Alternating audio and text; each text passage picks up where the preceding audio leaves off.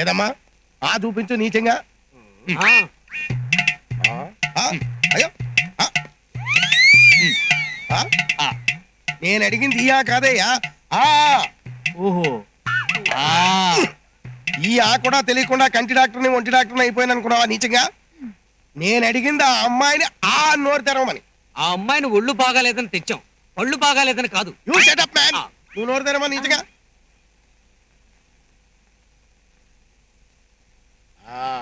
పెద్ద జ్వరం ఏం లేదు నీచంగా. ఇంజక్షన్ ఇస్తే అదే తగ్గిపోతుంది. ఇంజక్షన్ పట్టరా నీచంగా. నోకరాజు, ఇంజక్షన్ అంటే సూదే కదా? అవును బావా. ఇదిగో డాక్టర్ గారు, ఇంజక్షన్ ఏమీ వేయద్దు. మా మాదకు నొప్పేస్తుంది. మా ఊళ్ళో అయితే డాక్టర్ పసర మందులతో ఏం చేస్తాడా? ఏ జబ్బుకి ఏ మందు ఇవ్వాలో మాకు తెలీదా నీచంగా? నువ్వేం చెప్పక్కర్లేదు. అయినా చిన్న సూదే, నొప్పే ఉండదు నీచంగా. అయితే ఆ సూది నాకేంటి, నొప్పిగా ఉందో లేదో చూస్తాను. అబ్బబ్బబ్బా, ఇతంతో చాలా తలనొప్పుకుందమ్మా నీచంగా. మావయ్య బయటికి వెళ్ళి కూర్చోండి. రే ఇద్దరిని వెళ్ళమంటున్నాను, వెళ్ళండి బయటికి.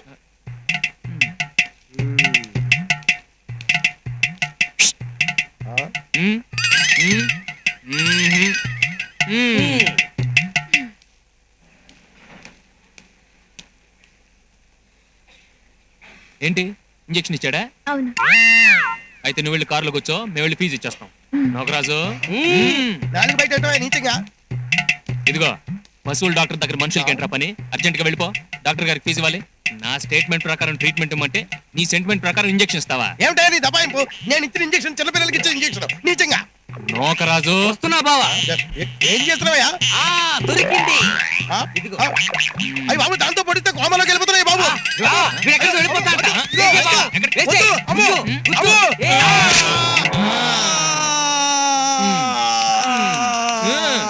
డాక్టర్ డాక్టర్, 8వ నెంబర్ పేషెంట్ బాత్ తో మెలకలు తిరుగుతున్నాడు, ఇంజక్షన్ ఇమ్మంటారా? ఈ రోజు నుంచి హాస్పిటల్లో injections ban, only tablets, that's all. అదేంటి డాక్టర్ నీచంగా? అబ్బా కొట్టిందిరా నీచంగా. ఏంటి డాక్టర్కి ఇంజక్షన్ పొడిచారా? అందుకే మిమ్మల్ని తోడు తీసుకుని ఎక్కడికి వెళ్ళను. మరి నీకు ఇంజక్షన్ ఇస్తే చూస్తూ ఊరుకోమంటావా ఏంటి? ఇలా రోజుకో గొడవ, పూటకో సమస్య. భానుప్రసాద్ కి మాధవ్కి పెళ్లి జరిపించేస్తే భాను ఒక దారిలో పడతాడని, బాధ్యత తెలిసొస్తుందని ఇంట్లో అందరూ పెద్ద ఆయనతో చెప్పారు. మేకపిల్లని ప్రేమగా పెంచి అమ్మోరికి బలిచ్చినట్టు మాధవిని వీడికిచ్చి పెళ్లి చేసి దాన్ని కొంతుకోయమంటావా?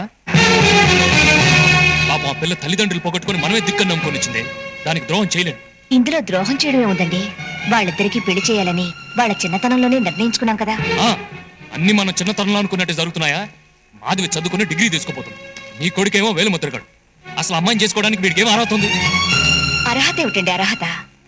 మాధవ్ అంటే వాడికి ప్రాణం, ఆ ఒక్క అర్హత చాలదంటారా? మాధవి కూడా భానుప్రసాద్ అంటే ఎంతో ఇష్టం. ఎప్పుడు చూసినా వీడి వెంటే తిరుగుతూ ఉంటుంది. అవునన్న, మాధవికి అన్నయ్యకి పెళ్లి చేస్తే అన్నయ్య తప్పకుండా మారతాడు. ఇందులో ఆలోచించడానికి ఏముందండి? అనుమానంగా ఉంటే మాధవనే పిలిచాడగండి. నీ కొడుకులాగా దాన్ని పెంచలేదే. నేను గీచిన గీత మాధవ ఏనాడు దాటలేదు. మంచి రోజు చూసి ముహూర్తాలు పెట్టించి శుభలేఖలు కొట్టించమని చెప్పు.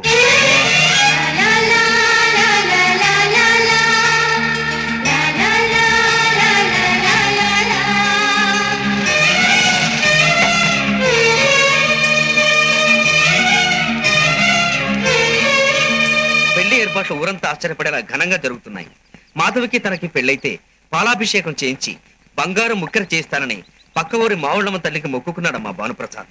ఆ మొక్కు తీర్చుకోవడానికి కోసం పెళ్లికి ముందు రోజు నేను భానుప్రసాద్ పక్క ఊరి గుడికి బయలుదేరాం. అప్పుడు ఎవరో ఒక అమ్మాయి ఆత్మహత్య చేసుకోవడానికి ఆనకట్ట మీద నుంచి నీళ్లలోకి దూకింది. వెంటనే భానుప్రసాద్ నీళ్లలోకి దూకి ఆ అమ్మాయిని రక్షించాడు. తీరా ఒడ్డుకు చేర్చాక చూస్తే ఆ అమ్మాయి మాధవి.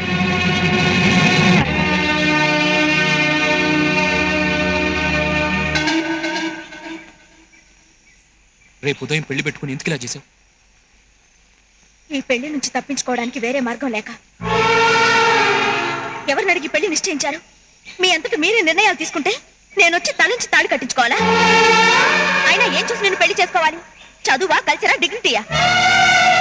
వేలి ముద్ర మాత్రమే వచ్చిన వాడివి నీ వేలు పట్టుకుని 7 అడుగులు ఎలా నడుస్తాననుకున్నా? రేపు నా ఫ్రెండ్స్ అందరికి నేను పరిచయం చేస్తే వాళ్ళతో ఒక్క ముక్క ఇంగ్లీష్ లో మాట్లాడగలవా? వాళ్ళ ముందు దర్జాగా కూర్చోగలవా? నువ్వేనైనా మాట్లాడుతున్నది? ఇన్నాళ్ళు నువ్వు భాను సరదాగా మాట్లాడుకోలేదా? సంతోషంగా తిరగలేదా? ఆ ఇంటి పెంపుడు కుక్కలతో కూడా సరదాగా తిరిగాను, సంతోషంగా గడిపాను. అంత మాత్రాన వాడి చేత తాళి కట్టించుకోవాలా? అయినా నీ చేత్తో తాళి కట్టించుకోవడం కంటే ఉరితాడు బిగించుకోవడం మంచిది. ఉరి శిక్ష పడ్డ ఖైదీని కూడా నీ ఆఖరి కోరిక ఏమిటని అడుగుతారు. కనీసం ఆ అవకాశం కూడా లేకుండా చేశారు. ఎందుకంటే మనమే పెంచాం, మనమే చదివించాం. మనం ఏం చెప్పినా గంగిరెద్దులో తలొప్పుతుంది అనుకున్నారు. అంతే కదా? ఇన్నాళ్ళు నువ్వు నాతో సరదాగా తిరగడం, సంతోషంగా మాట్లాడడం చూసి నువ్వు నన్ను ప్రేమిస్తున్నావని అపార్థం చేసుకున్నాను.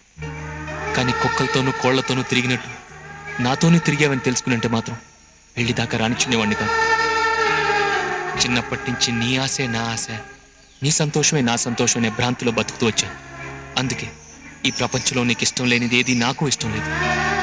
చివరికి నీకు ఇష్టం లేని నా మీద నాకే ఇష్టం లేదు.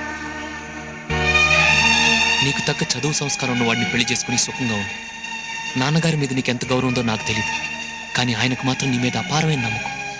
తన మాట అంటే నీకు వేదం అని, తను గీచిన గీత నీకు లక్ష్మణ్ రేఖని ఆయన భ్రమలో ఉన్నారు. ఆ నమ్మకంతోనే ఈ పెళ్లికి ఏర్పాటు చేశారు. ఆ నమ్మకం వృధా కాకూడదు. ఇప్పుడు నీకు ఈ పెళ్లి ఇష్టం లేదని తెలిస్తే ఆయన కుంగిపోతారు. ఒక ఆడపిల్ల మనసు తెలుసుకోకుండా ఇష్టం లేని పెళ్లిని నిర్ణయించానని జీవితాంతం బాధపడతారు. అందుకే ఈ పెళ్లి నాకే ఇష్టం లేదని చెప్పి ఆపేస్తాను. నాన్నగారి దృష్టిలో నేను ఒక దారి తప్పని కొడుకు, ఆయన చూడటానికే ఇష్టపడిన దురదృష్టవంతుడిని. ఇప్పుడు ఈ పెళ్లి ఆపితే నేను కొత్తగా చెడేదేం లేదు. ఉరి శిక్ష పడ్డవాడికి యావజ్జీవ శిక్ష పెద్ద శిక్ష ఏం కాదు. కానీ నువ్వు మాత్రం ఆయనకి ఇష్టమైన మాధవ్గా నువ్వు.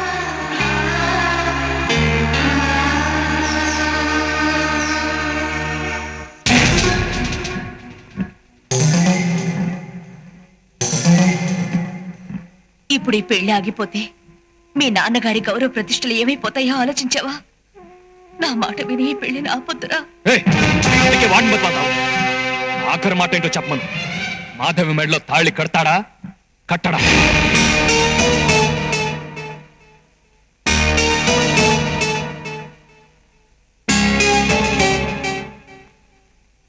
కట్టను. అంతే. ఆ రోజు నుంచి ఈ రోజు వరకు పెద్ద ఆయన భానుతో మాట్లాడలేదు. అప్పటిదాకా భాను చేసిన పనులే పెద్ద ఆయనకు నచ్చేవి కావు. ఇది జరిగిన తర్వాత భానుయే నచ్చకుండా పోయాడు. తన కొడుకు ఎందుకు పనికిరాని పోరంబోకని పట్టించుకోవడం మానేశాడు. కానీ భాను తన గుండె గుడిలో తన తండ్రిని దేవుడిలా ప్రతిష్ఠించుకుని నిత్యం పూజిస్తున్నాడమ్మా. ఆయన తల వంచుకోకూడదని తను తలదించుకుని బతుకుతున్నాడమ్మా. ఈ వాస్తవాలు తెలియని పెద్ద ఆయన నువ్వు ఏ పిల్లనైతే వద్దన్నావో ఆ పిల్లకి నీ కళ్ళ ముందే ఘనంగా పెళ్లి చేస్తానని ఒక ఇంజనీర్ను చూసి మాధవికి పెళ్లి చేశాడమ్మా.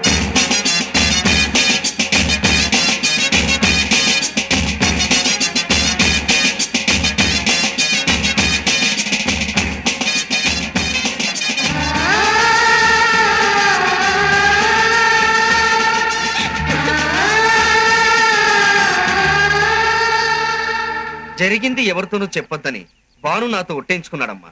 ఏదో ఆవేశంతో చెప్పేశాను. పొరపాటున కూడా ఈ విషయాలు ఎవరికీ చెప్పొద్దమ్మా.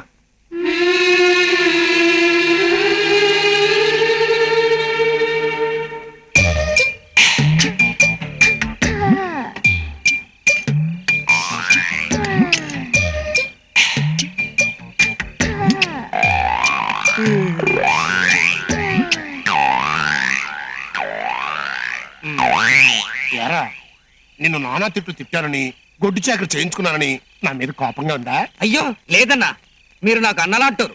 అనిల్ కపూర్ అరిస్తే సంజయ్ కపూర్ కోపం వస్తుందా? Very good. అదేంటి తమ్ముడు నిలబడే ఉన్నావు? కూర్చో.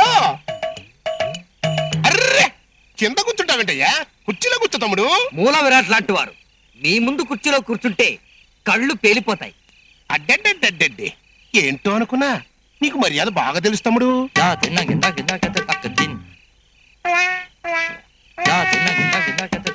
మందేస్తావా? మీ అంతటి వాళ్ళ ముందు మందు తాగడం మర్యాదగా ఉండదన్నా. తమ్ముడు ఆశలు ఎప్పుడు దాచుకోకూడదయ్యా. అసలు నేను మందు విషయంలో సోషలిస్ట్ ని. వద్దన్నా వద్దన్నా. వద్దా? మందులోకి సోడా వద్దంటున్నానన్నా. ఓహో ఏయ్ ఆ? మర్యాద మర్యాద. చేర్ చెప్పు. Cheers. Very good. మర్యాద మర్యాద.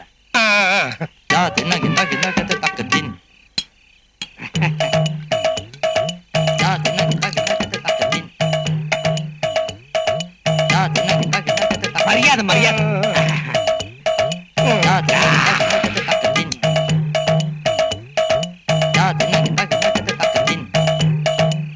బాతు బచ్చా అన్నా ఇందాక ఇవన్నీ తీసుకొచ్చి పెట్టింది పిల్ల ఆ, అది ఆ టైపేనా?